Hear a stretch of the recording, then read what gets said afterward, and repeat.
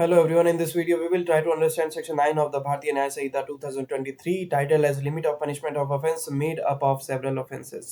यानी कि छोटे छोटे एक्ट्स हैं, वो हर एक एक्ट खुद में एक ऑफेंस है और उन्हीं छोटे छोटे एक्ट्स को मिला के एक ग्रेव सीरियस ऑफेंस भी क्रिएट होता है। तो पनिशमेंट किसकी मिलनी चाहिए? उन छोटे छोटे एक्ट्स की इंडिविजुअली मिलनी चाहिए या फिर कलेक्टिवली वो जो एक एक्ट फॉर्म हो रहा है उसकी मिलनी चाहिए, उससे रिलेटेड ये सेक्शन है। Now let's try to understand what subsection 1 is trying to say. Where anything which is an offence is made up of parts, any of which parts is itself an offense। यानी कि कोई एक act हो गया आपका इतना लंबा मान लीजिए, और ये छोटा छोटा जो है आपने स्प्लिट कर दिया इसको पार्ट्स में। ये जितने भी पार्ट्स हैं ये खुद में एक ऑफेंस है, ये खुद में एक ऑफेंस है। The offender shall not be punished with the punishment of more than one of such his offences unless it be so expressly provided. तो ये हर पार्ट इंडिविजुअली एक ऑफेंस है, तो इन सबको सिंगुलरली काउंट नहीं किया जा सकता। फॉर एग्जाम्पल, ये हार्ट हो गया, ये हार्ट का ऑफेंस हो गया ये पूरा। अब इसमें मैंने क्या किया, एक व्यक्ति को यहाँ पर एक डंडा मारा, उसी व्यक्ति को फिर डंडा मारा, फिर डंडा मारा, फिर डंडा मारा, फिर डंडा मारा, फिर डंडा मारा, फिर डंडा मारा। कितने डंडे मारे? 1 2 3 4 5 6 7, 7 डंडे मार दिए मैंने। तो क्या ये सातों के लिए मुझे पनिशमेंट मिलेगी क्या? तो 1 साल का, अगर हार्ट का 1 साल का हुआ तो इस हिसाब से तो 7 साल हो गया।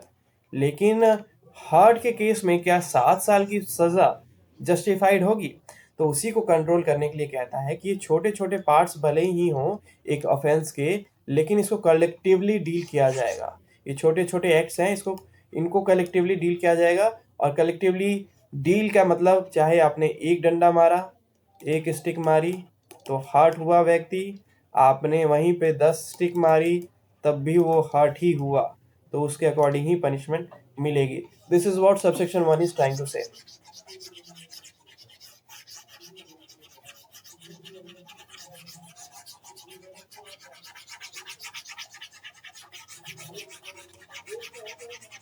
Then we have subsection 2।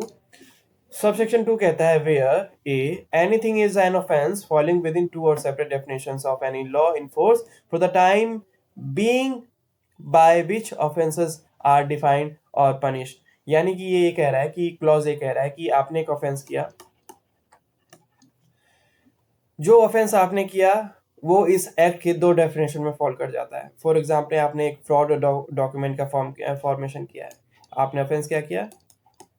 Forged document का यूज किया। अब सपोज ये 2 डेफिनेशन में कवर हो रहा है, ये चीटिंग में भी हो रहा है और ये फर्जरी में भी हो रहा है, फर्जरी में भी हो रहा है ये। अब पनिशमेंट क्या दोनों के लिए, इसी ऑफेंस के लिए क्या दोनों की पनिशमेंट मिलेगी, इसकी भी इसकी भी? ये कह रहा है कि एक ही की पनिशमेंट दीजिए।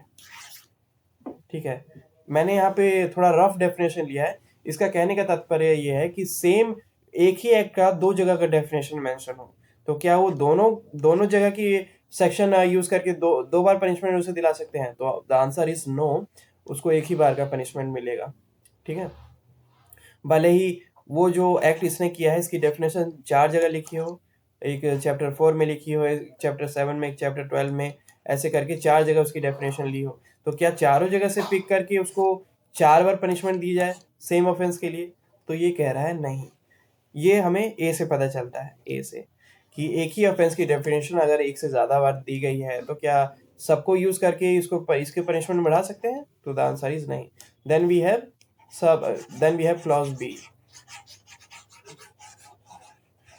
क्लॉज बी क्या कह रहा है वो भी देख लेते हैं।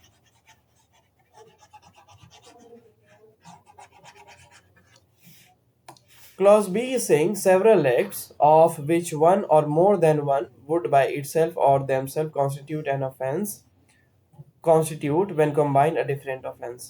यानी कि ये एक्ट हैं, एक्ट 1 हो गया, सेकंड एक्ट हो गया, थर्ड एक्ट हो गया, ये सारे एक्ट हैं। मान लीजिए किसी को रोकना, wrongful confinement, ठीक है।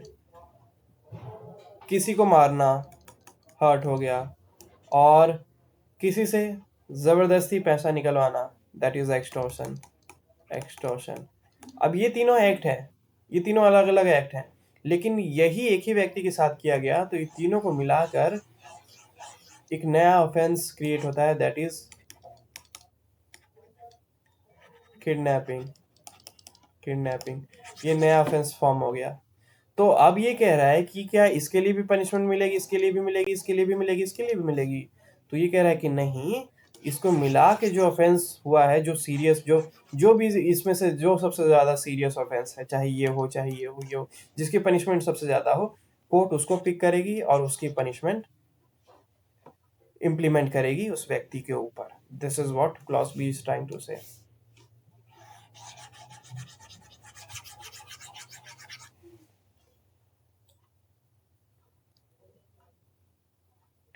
ठीक है, तो क्लॉज ए कह रहा है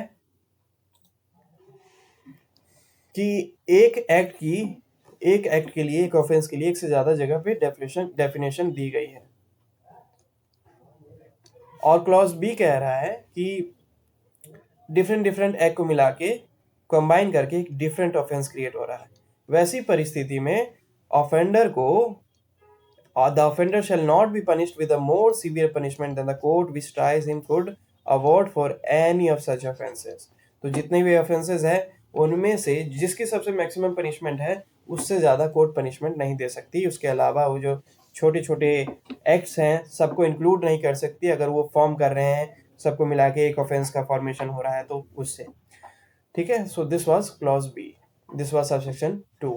Now let's try to understand illustration. What its illustration says: a gives z 50 strokes with a stick. a क्या करता है, a z को 50 डंडे मारता है।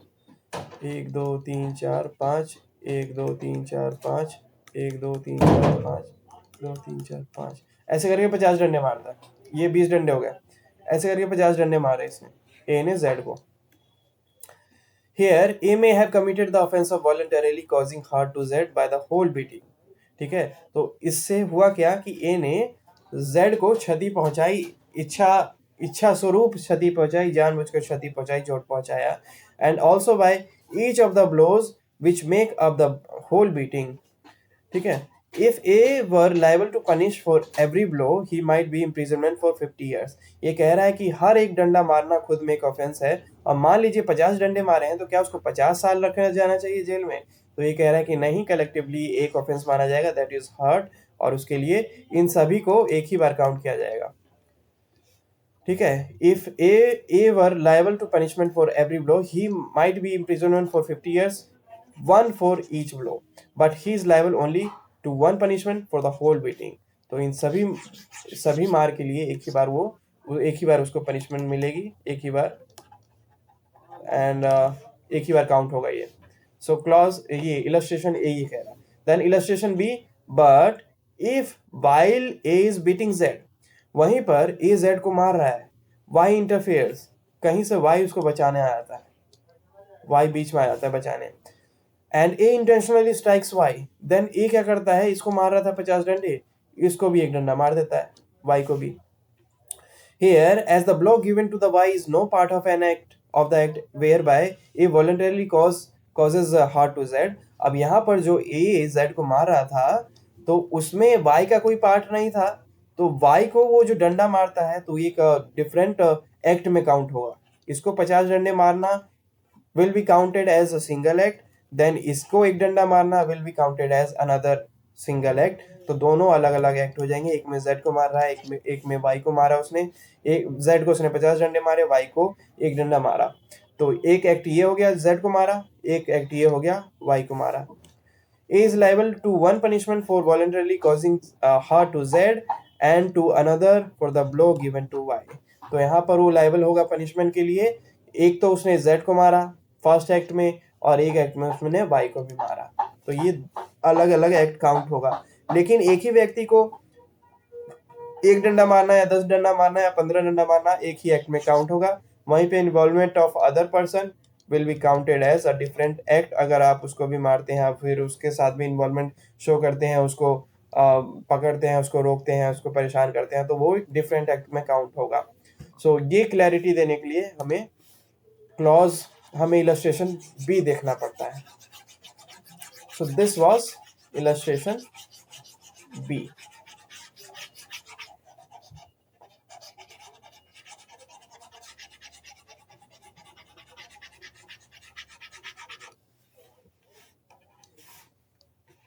ठीक है।